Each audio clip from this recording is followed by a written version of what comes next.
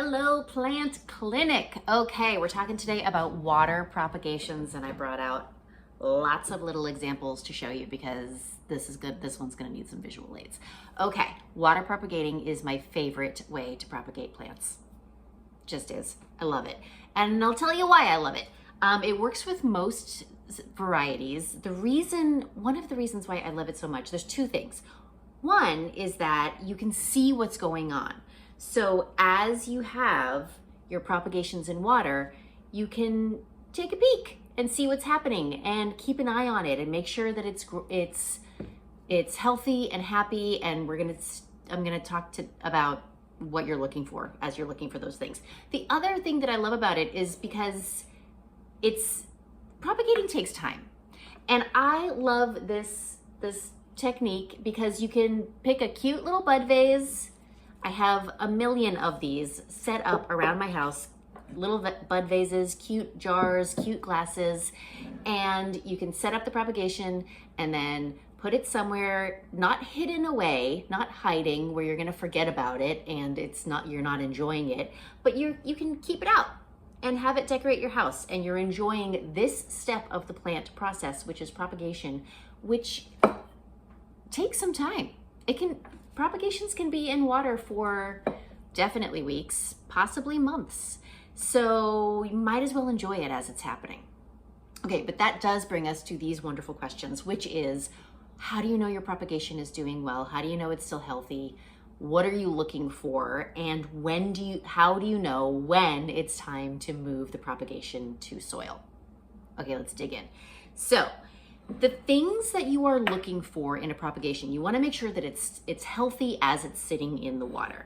And what you are looking for are happy leaves. That's a happy leaf. Like, you're looking for the same signs of healthiness that you see in a potted plant. You're looking for happy, firm leaves with good color reaching towards the light. So if you are seeing, here's an example, some unhappy leaves, this is not a happy leaf, right? This is a very happy leaf. This is a firm, good color, no brown spots, reaching on strong stalks. This is a curled up, sad, unhappy leaf. All right, so here's the deal.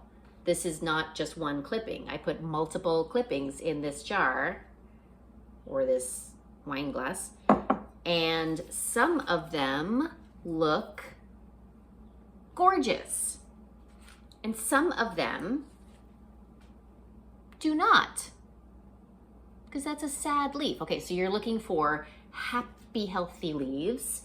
You're looking for, this is all out. Let's start with, stick with outside of the jar. You're looking for happy, healthy leaves. You're looking for new growth. There's a little bit of new growth. I think actually all of this from here on is all new growth in the water, but definitely we have new leaves popping out, unfurling. There's happy leaves, new growth, and you want to keep an eye on the water itself, and you want to make sure that the water itself stays clear. So if it does, the best way to do this is like once a week to once every 2 weeks-ish. Change out the water, clean the container, put the roots back in. If the water is getting cloudy at all or green, there could be algae growing in, you want to take the clipping out, dump the water, clean and fully sanitize the container, and you also want to clean off the roots. You want to check the roots to make sure they are all healthy and happy, like these. Unhappy, healthy leaves or roots would be black and mushy. Which is root rot. If you see any root rot, you just cut that off. If you do see any cloudiness or unhappiness in the water, like it looks like, not that you should never drink this water, but if you ever were like, ugh, like you can tell when something is growing in your water. If that is happening, sanitize the roots as well. So you can do that with a little bit of rubbing alcohol, spray it right on, rinse it off, clean the container, switch the water. There you go. Okay, so that is how to keep the propagation healthy while you're waiting for roots to form. So when roots do form, how do you know when they're ready? So you're looking for 3 things before you move the propagation to soil. So you want to see roots, but at the first sign of roots, don't transfer to soil. That's a little bit too soon. You want to think about the root ball and the plant need to be in harmony with each other, because once you're putting these roots, what do we have? Oh, I think this will be a better example. Once you're putting these roots, because I know like this might be ready for soil. This I don't think is entirely ready for soil. Okay, let's take a look at the outside. I see happy, healthy leaves. Some of them are browning a little bit, but this is a happy, healthy leaf, and this is a brand new leaf that has grown since it has been in water. Okay, let's take a look at the roots. Okay, so yeah, here we have, let's take a look at this one. So these white roots are new for in water. This was an aerial root that was on the plant when I clipped it. For monsteras, you'll see these aerial roots. If you can get something like that in water, that's gonna be the fastest way for it to grow roots. So these 2 little white roots are the new roots that have grown since it has been in water. These little roots are not enough to support the plant. We want to see something more. That's, again, not enough roots. Not enough roots. So these all need to stay in water for a little bit longer. Something like, get in the water. Oh, and see, I just lost one. But something like this. These roots, see that big, nice, healthy root ball. In comparison with the rest of the plant, it's kind of in harmony, right? These roots feel like, and this is just, you're kind of going on guess, but it seems like there's enough roots that would be able to pull in enough nutrients to support this size plant. So based on size of root ball, this guy is probably ready for water. Another thing that we are looking for is root hairs. So, what's a good, okay, root hairs. This is a good example of root hairs. So what root hairs are hairs on the root. It looks like a fuzz growing on the root. And you really have to look for them, and it's not mold, it's not algae, it's a little layer of fuzz on the root. They're called root hairs.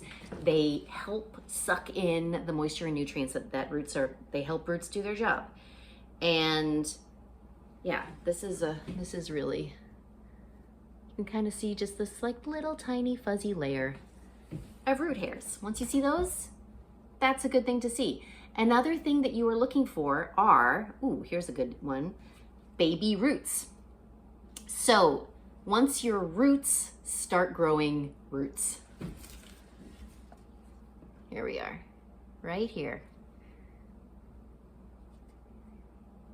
We see little baby roots forming out of the roots. So once you see those 3 things, a big enough root ball to sustain the plant, root hairs, and baby roots, there we are. We are ready for soil.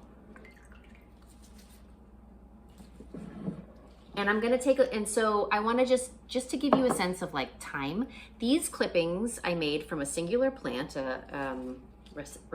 Rhaphidophora, probably like 2 months ago, I made these clippings, and I took a bunch of clippings and put them all in this cup. I've changed the water several times. It stayed clear.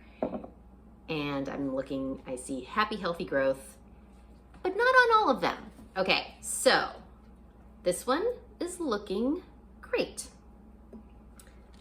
This one is looking great.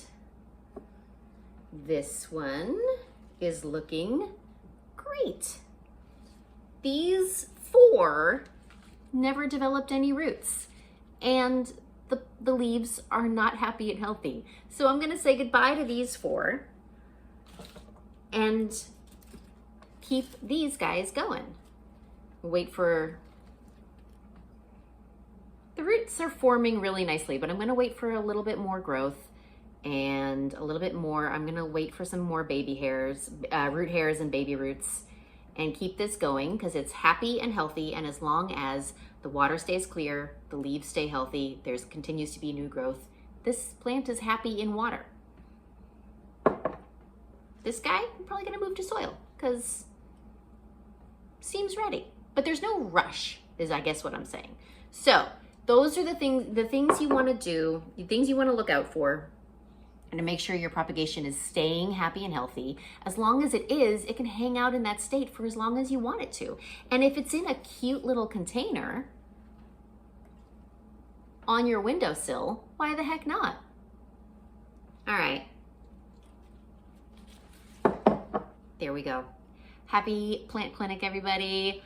Keep sending the questions in. I will keep answering them because I'm Foss and I'm here to help you with your plants.